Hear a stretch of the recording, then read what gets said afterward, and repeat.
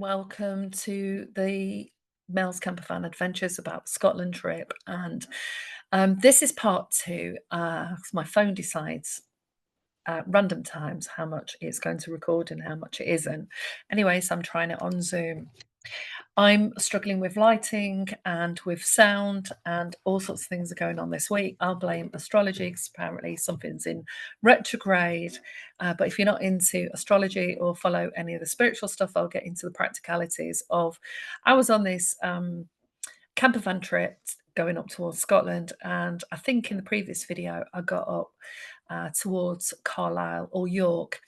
So after York, I use the app that you can use, BritStops, and that tells you about the people that have signed up, where you can go and stay in their vineyard, in their country pub, or a farm, all sorts of different places that you can go and stay overnight.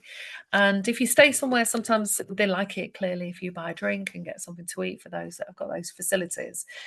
So I did that for a couple of nights over at Carlisle, after I'd spent the day around there. And then I went into Carlisle and the cathedral there, and it was an incredibly moving experience of, I think, just being in the space that, whether you're on a ley line or it's the music or the tones that they use in the church, or my system just needed some kind of outlet and release because of the tension that had been building up every day. So, like I said, there are good days, bad days. Things were changing because the weather was different. We couldn't go to the same campsites that I'd planned to do, so I had to keep altering the trip. So it was great. It's great to navigate it like that when you've got the freedom to do so, but it can take a bit of a toll. So after that, I took the camper van and said, right, that is it. I'm making my way straight to Glasgow. I'm not going to go round the west coast up towards Greenock that way. I'm going to drive straight to Glasgow on the motorway and get to Greenock that way. And so it took me about, I think it was about 4 hours. I stopped off a couple of times and eventually got to Greenock. And I was super pleased because I didn't even know if I was going to get that far. The van was fine once it got running. It wasn't raining, and it was a little bit hairy on the roads because I'm going to drive on the motorways I hadn't been before, and Glasgow, going round the city, was a little bit stressful. Had something to eat, and then didn't know what was going to take place afterwards. And as I've said in other videos, I went to drive towards the ports, the Wimms Bay, to get the ferry to the Isle of Bute. And then what unfolded, as I've said in other videos, was just so magical and synchronistic. But while I was there, I didn't realise there was a storm coming in, and I was going to be having to get off the island earlier than expected.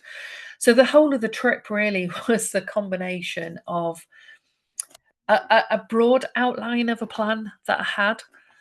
I was spending some time with a friend. We were going to be doing sightseeing. I was doing a lot more walking than usual, and it was amazing. And I've probably missed out Whitby actually, because after York, I actually went to Whitby in Scarborough and drove around there. And Whitby was absolutely stunning. If you go there, make sure you go to the museum and do the tour, because the knowledge of the guy that was running the tour that morning was brilliant, and he just gives you a whole insight into Whitby life over the last few hundred years and how people traded. And I did a separate video on the kind of information that come through in Whitby, like Whitby Jet, and how people who were in prison during certain points in history used meat bones to carve to make carvings, model ships, all sorts of really odd, unique, and bizarre things. And of course, Whitby's known for the Goths who like to go there and explore the town for that being popular for that reason. Great fish and chips, some lovely pubs by the port, and I went to Whitby Abbey. And luckily, where the campsite was, I was already part of the hill because it is a bit of a climb. When you go to, there's two sides of Whitby you can go to, and the sort of left side, the side of the Abbey, but of course, you've got the river inlet. And when you get to the other side, you've got a beautiful vista, and there's little cafes and bars and that you can go for a long walk down the beach. It is a bit of a trek down to the beach. So, if you've got any walking issues or struggle with heights or anything. You need to think about where you're going to get off. But the shops are beautiful. It was beautiful. It was a sunny day, really quirky shops with loads of different things in there. So Whitby and Scarborough was more rugged and rough, and the waves were really high and they were crashing against the sea walls, and that was lovely. And it was lovely. I did a lot of that coastline before, as I sort of made my way to Newcastle to take the road to Carlisle, and that was a big part of the coast I'd like to do again, because I parked up at a campsite just out, like literally a 10-minute walk into town, that was up a road again like that. But when you got up into the campsite, you could see the whole of Whitby, and everyone was really nice there, and the facilities were really clean. But I just noticed it starts to get a bit cold. So I'm going to do some separate videos on the people that I met, some of the conversations that came out that are like similar to what I was exploring, and topics that came up that I did in Wales. I'm going to do some separate videos on that. And it was just so amazing. Like I said before, the Scottish trip was just deep, profound. I love the cathedrals, the abbeys, you know, York Minster, Whitby Abbey, Carlisle Cathedral, and all the little villages that I passed through, because on the way back, I drove down towards Logs and drove through Logs, through the country roads, over back onto the motorway that you would come on if you were coming back from Glasgow, and then made my way down that way. Incredibly sort of anxiety provoking at times because the storm was really strong. And if I was to look at this through a lens of psychology, it's building up resilience, mental muscle, and staying in a state of unknown and uncertainty, because there are things outside our control, like the weather. I didn't know there was going to be a storm. I didn't know it was going to rain so hard last September and October in the UK. The weather was much nicer, but then I forgot. I spent more time down south, and the south is always warmer and drier than it is when you go up north. And just meeting people on the road, you just never know who you're going to have conversations with, whether it's other van lifers or people that you meet in the cafes and shops. And Whitby was lovely because I went to a cafe in the town square and there was a guy playing the piano all day and singing. And I think I took a little video of that. So I've still got a few things to upload. But like I said, the driving eventually, I think I was starting to get more tired than I realised. And if I hadn't have broke down and had to leave the truck in Scotland, I probably would have done another week, but I'm not sure where I would have gone, because the whole of the British Isles was being battered by the what ended up being 90, 100 miles an hour storms. But it was also nice getting back. It was nice landing in this space and being able to sleep in my very comfortable bedroom and just reorientate myself and reconnecting with, because I don't carry everything with me on the road. So again, I'm going to do a separate video on maybe some of the things that I learned on that, but certainly my resilience and mental muscle was challenged and grew exponentially. The uncertainty was much greater on this trip. The timing was exquisite in some parts. The moment I left Carlisle, things just seemed to work out. It just felt like I was on a different path now. The experiences of going into the abbeys and cathedrals, you can't ever really convey those experiences. You've got to have your own. And I think the thing that stood out for me most is I never really used to scroll social media, but because I've got an Instagram page and a Facebook page, I go on there sometimes and upload onto there. And I've really noticed how different, especially Instagram, is over the last couple of years in comparison. It used to be a nice place to put your pictures, see your friends' pictures, and then other professionals or people that are interested in what you do.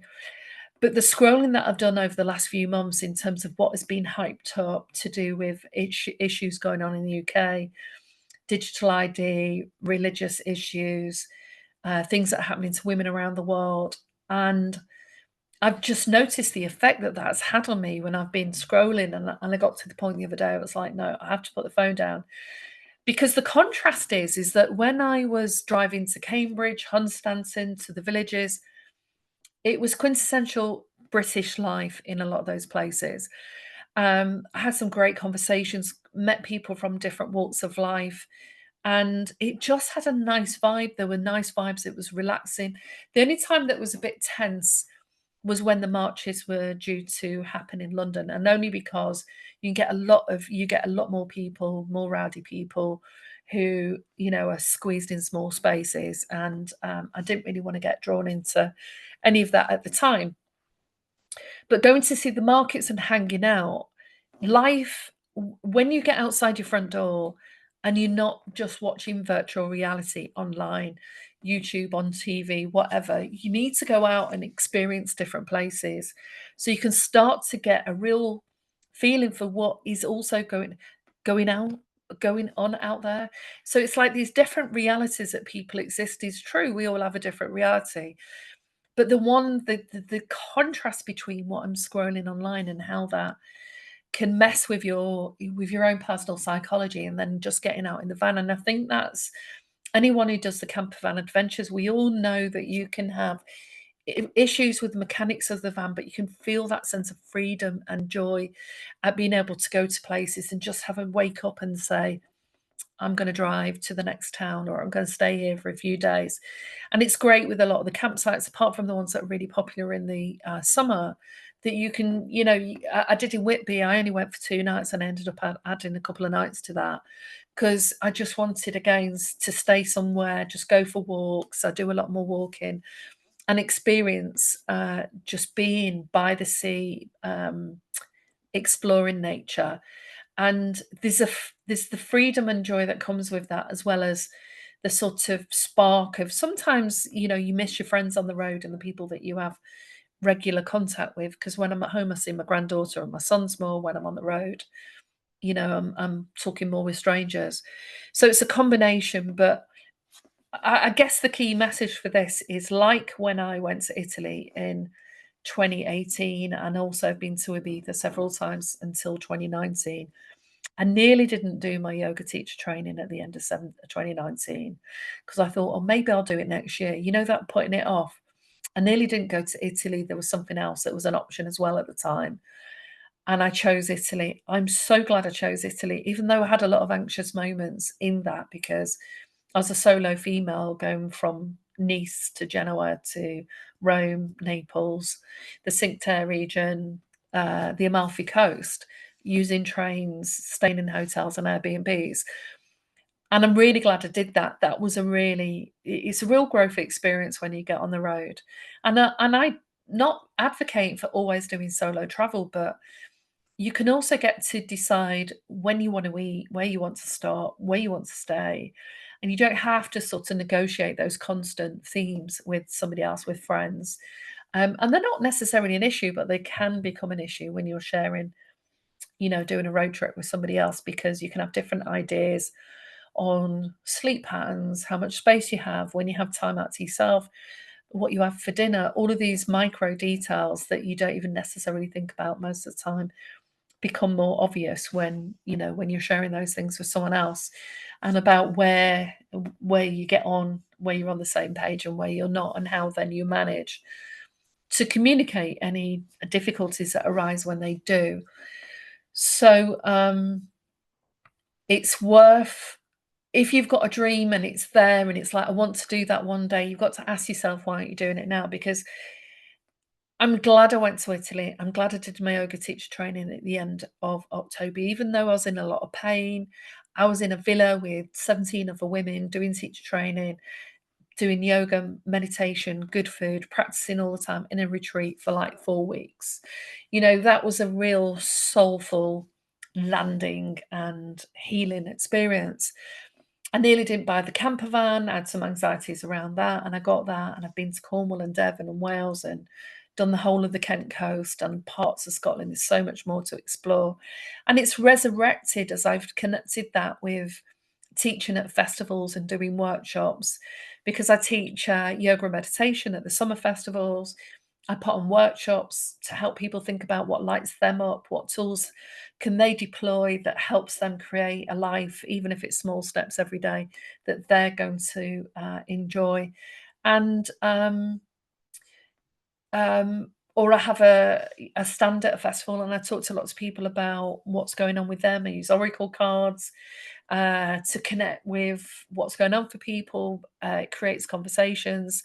So whatever it is that I'm doing, this all sits into the whole thing of my camper van trip, changing spaces, the workshops, the meditation I teach, the therapy and coaching work that I do, the workshops that I create, the courses that I create, the CEOs that I work with, the mental health consultancy that I tap into when I'm working with organizations and supporting them with their services.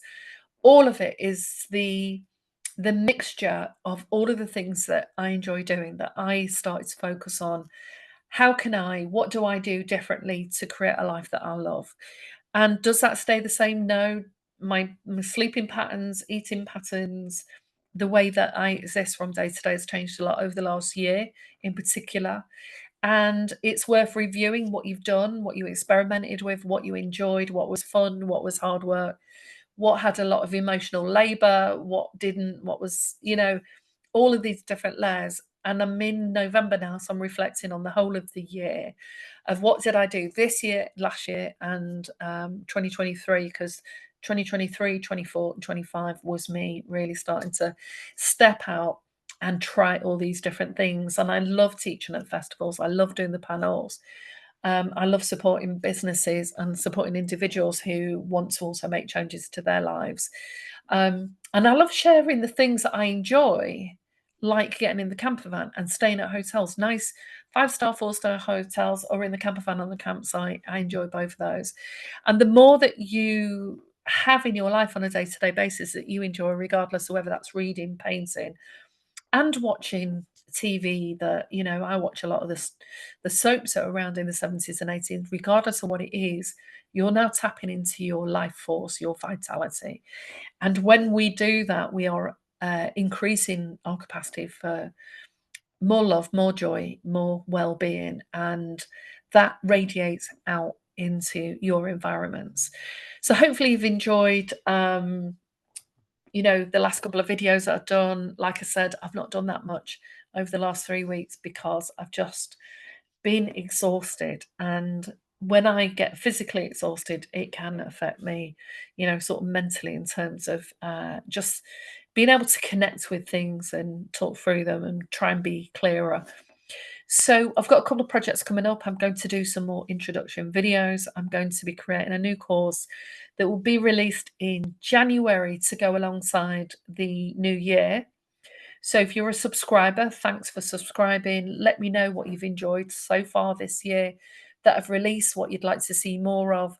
And I'm working on a separate course for people in leadership and CEOs, managers, to help them reduce stress, increase mental health and well-being, and start to carve out a life that they love and it not just be focused on work. So I've got a few of those projects and my photography work as well.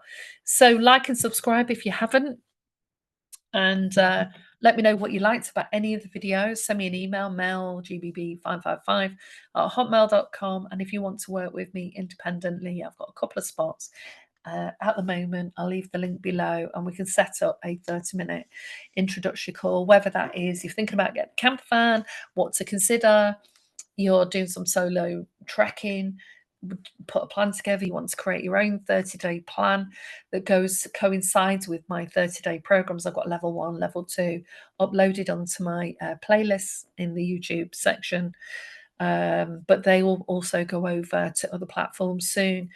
Or whether you want to join any of the workshops or groups that I do, just contact me. We'll have a chat and see what it is that you're looking for and how we can help you move forward.